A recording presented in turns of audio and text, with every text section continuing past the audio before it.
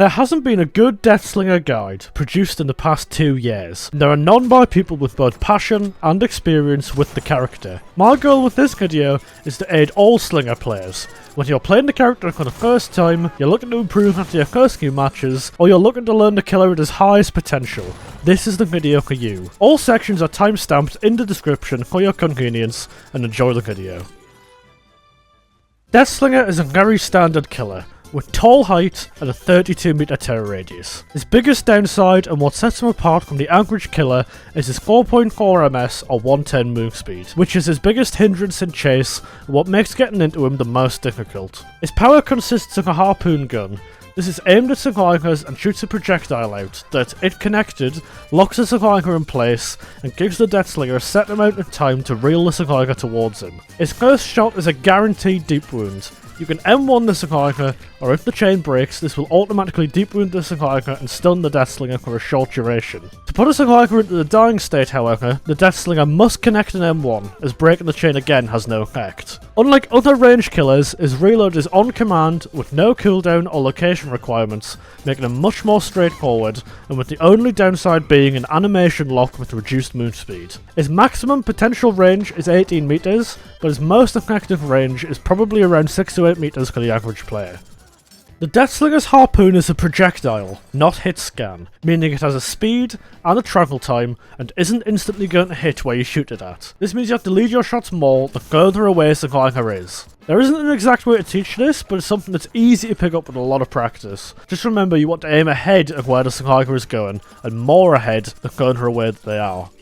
You'll notice that when bringing the gun up, there's a 0.4 seconds pull-up time before you can shoot it, and a 0.6 seconds time before you can M1 again. This is a fixed stat, you can't change it, so it's something you're going to have to learn to adapt to when playing the character. When you aim in, you'll notice that your FMV and sensitivity reduce. These are also fixed things. Initially they can be quite jarring to get a grasp on, but what you can do while you're practicing is using your A and D keys to strafe left and right rather than moving your mouse to change your aiming point. Another thing that can be useful is increasing your DPI or in-game sensitivity, and this makes moving your head while aiming significantly easier. When connecting your shot on Slinger, the Slinger is prevented from moving further, and both you and their camera will be locked to face each other. At this point, the Slinger can immediately start holding S to start breaking the chain faster. At this point, you have 3 choices. The most common is to start walking backwards while reeling. This will bring the Slinger towards you much quicker and puts tension in the chain, limiting how much they can move left and right to try trap themselves on an obstacle and deny the hit. Another choice is to move forwards. This won't reel them closer to you and gives them relatively free movement left and right. This is most useful if you shot over a window. You should move towards them and try counter their movement to stop the chain breaking through the wall. The third choice, and sometimes the most sensible, is just to M1. This instantly breaks the chain, freeing them and puts you in a very short cooldown. If the Slinger is healthy, you don't usually want to do this, as breaking the chain is a guaranteed injure. But if the Slinger is already injured, use the chain to position them where you want to, and M1 if the hit isn't possible, to deny them the speed boost from the chain break. You'll find as you play Slinger that your 4v1 potential is incredibly poor. Slinger has no mobility at all, a limit on his range, and no area pressure. His true strength comes from being one of the strongest killers in a 1v1 situation, with exceptional anti-loop potential and the power to keep chases short and effective. Contrary to how you would play most killers, you want to hard commit to one chase early. Unless great hits present themselves on a silver platter, you don't have the potential to hit, run, and come back to it later, as Slingers will heal against the Slinger. Scope out early your weaker links, commit the downs, and even tunnels where possible. And as the game progresses, don't zone yourself out to key areas like hooks and gen clusters, as you don't have the map ability to quickly return. Deathslinger's choices of perks are a lot broader than the S tier killers, but still have severe limitations. Because he essentially boils down to an M1 killer, all M1 perks are exceptionally good on him, with a couple of exceptions. He's an excellent user in No-Ed, Starstruck, and even Tower Hope, if you can move away from unhooks in time. A very common combo for users learning Slinger is Agitation and Starstruck, as you can increase his terror radius, minimize your downtime, and expose anyone in the vicinity. Remember your power relies on short chases, so catching even 2 or 3 people lacking with Starstruck can turn your game around. Besides that, he makes good use of passive gen regression. Pain Res and Surge are excellent picks for him. Any passive chase perks can work too. Endurance, Brutal Strength, even aura chase perks such as Imoliez and Zanshin can provide useful advantages. By far his best perks are Coup de Grace and Rapid Brutality, as Coup can guarantee so many hits that otherwise wouldn't be possible, and Rapid is perfect for 2 taps or even just a little bit of extra haste reloading. When it comes to what to avoid, there's a very common theme. Perks that require acting on, usually by moving cross map. Barbecue and Chili and Dragon's Grip are out of the question. You just don't have the ability to make proper use of these perks in a lot of scenarios, and it's just a waste of a perk slot. Steer clear basically of any perks that require more precise positioning to be valuable, like Pop or Grants Till the End. By far Slinger's worst perk, contrary to older guides and unfortunately for long-time Slinger mains, is Save the Best for Last. Before its nerf, this was by far his best perk, allowing him to break chain for the early hit on obsessions and turning him into a 2-tap machine. But in 2025, the perk is in a state where special attacks of any sort on the obsession cause a lossage of 2 stacks. I don't just mean breaking the chain here, even connecting a shot on the obsession is a 2-stack loss, meaning the process of shot hit shot down will send you from 8 stacks back to 0. Regarding full builds, it just boils down to common sense. You can pretty much build anything using the logic of what I just described. Here's 5 builds I would personally endorse. This build is the one I typically run, as I'm a huge enjoyer of Q's potential with his power, and the other 3 perks keep the game slow to a point where you can continue to play your power to your heart's content and not feel punished for it. Similar logic to the last, very passive gen block perks are a huge asset for Slinger, so an autopilot build like this can be very useful to again just play power and have the gens in complete check for you. If you're looking for something a bit more active, I'm personally a fan of this build.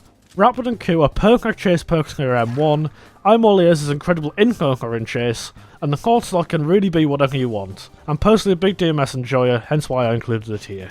Going back to my ideas from earlier, I think this is a perfect beginner build, balancing the passive gen regression with those active perks, Starstruck and Agi, making future chases a lot more threatening and spicing up your game for you. Finally, if you're much newer to the game and or you don't want to be buying more chapters, a build like this using his best 3 perks and teachables can work. This build's a tad lackluster and I would recommend getting some actual regression or really any better chase perks, but Sloppy and Noed both work on the M1 so are super decent picks, and his personal perks will keep you superly informed as to what the survivors are doing during the match. Slinger's S and A tier add-ons are the add-ons that I and all serious Slinger men stick to. Having one or even both reload add-ons is almost a necessity at all levels of play, as faster reloads means more shots which increases match potential. Coin is an insanely strong add-on I highly advise against until you have a grasp of your power basics, but once you understand the longer shots, getting value even once or twice out of this add-on can genuinely win a lost game. Tin Oil Can and Cigar are both incredible add-ons that improve 2 different aspects of his shots. The oil can means that if you miss a shot, you can reload or M1 a lot faster, and it's incredible add-ons both for beginners and slingers who like to try riskier shots. The cigar covers the opposite part of his power. After a shot is connected, should you choose to break the chain, it makes the stun significantly shorter, and allows for 2 taps and other players to catch even high-level survivors off guard. The other tiers are ordered best to worst. I would avoid using the B and C tier add-ons, but feel free to experiment with them nonetheless. I just don't think they're worth your time. And as for the D tier add-ons, both of these affect your chain break speed, which is a bad idea. The base chain is perfect in that it's long enough to connect M1s on even 18-meter shots, but short enough that if you want to force a break, it doesn't waste your time. Steer clear from both of these add-ons. Some shots on Slinger can be considered safe shots, meaning the shot is pretty much a guaranteed connection. The most common example of these are any animation locks, vaulting, dropping pallets, unhooking. They're all very easy shots to go for. This also includes passing through doorways and multi-corridors, where if you can understand how the survivor is pathing, it can mean a very easy connection for your narrow projectile. A lot of places in DBD have very common and reusable lineups. A perfect example of this are the 45-degree shots you can hit on Shack. If your survivor hooks the Shack wall, you can time a shot from the window to the door, or the door to the window, with very reusable timings on any of the corners on most maps. Other simple reusable shots are ones such as double backing to shoot through windows, and also the ones over most short loops. Some maps such as Borgo or Irie have a lot of short walls, that have very easy shots over them. You'll find the more you play the killer, that there are a lot of common and reproducible lineups. It's important to recognise when to drop on Slinger, as some objects in the game are near to infinite because of his move speed, and his speed penalties from misusing his power. A very common example of this is the water tower on Macmillan maps. Not only is it tall enough to see Ogre, but it's also incredibly strong to run 3 or 4 rotations of it, before then moving on to other resources nearby. Recognise when you're being run on loops are simply time wasters, and drop chasing you have to avoid losing the game. You may find that as you get better with Slinger, you want to buy an outfit for him. One thing that's important to bear in mind with Deathslinger, which is unique to him, is that his weapon skin is also his power that you have to aim with. Some skins are very safe picks. The brown and yellow rarity skins and Spirit of Belfast all use the default model. However, some skins completely obstruct the view of the center spike or the peripherals that should be made note of. On screen are listed the names and rarities of skins considered by many Slinger mains as detrimental. Buy these with caution. A very effective but very boring tactic on the Deathslinger is M2 zoning. Before I proceed, note that I do not condone this playstyle. However, on some loops in the game, or in certain positions, it can be more beneficial to tap M2 to fake sending a shot with the gun. This also can be very useful against very good players to guarantee a shot. You notice someone is consistently dodging every shot, you should mix in tapping M2 once or twice so they don't expect you to actually send the shot. This is also one of the very rare uses of the Wanted Poster and Jaw Smasher add-ons, which mean you lose a lot less distance doing this. I highly encourage you once you have a grasp on Slinger's power to experiment and see what shots are possible. The general rule of thumb is that pretty much every hole is a possible shot simply because of how narrow the projectile is. There's definitely far too many to cover here, but if a map by map tutorial on some cool shots is something you'd be interested in, let me know. Equally, DBG's maps have some janky hitboxes in places, and some shots simply aren't possible. This is surprisingly inconsistent and often changes update by update. For example, in the past Macmillan's windows were solid objects, but now they aren't, so just bear this in mind as the game updates.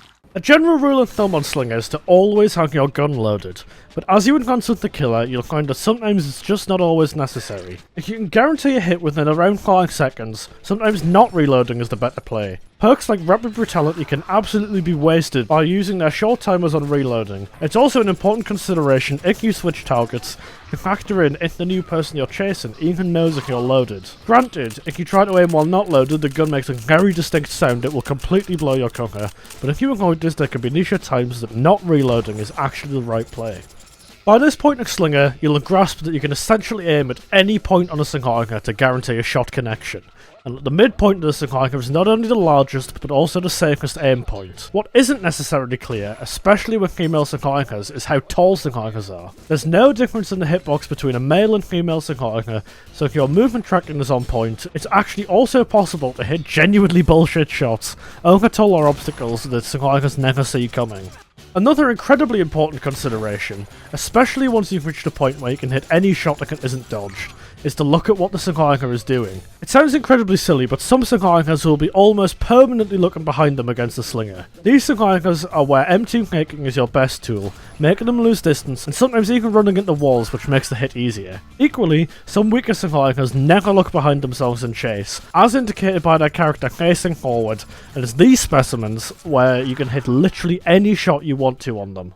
The last thing I want to cover is a little more complex understanding of the chain. The mistake a lot of newer Slingers make is always reeling all the time. Not only does this break your chain faster, but it's not always what you want to do. Take for example here, where a Slinger is shot way past the pallet. If I reel the whole time, it's going to pull them towards the pallet, and means there's a 0 chance I can hit the M1 here. However, by choosing not to reel, it means especially if they don't change their positioning, that we can reel once we're at the point where we actually want to pull them, and it makes more hits possible. Reeling is a pulling action, so you essentially want to be asking yourself, do I want to be pushing or pulling the Slinger? The answer is pushing, stop reeling, and wait until it makes sense to do it.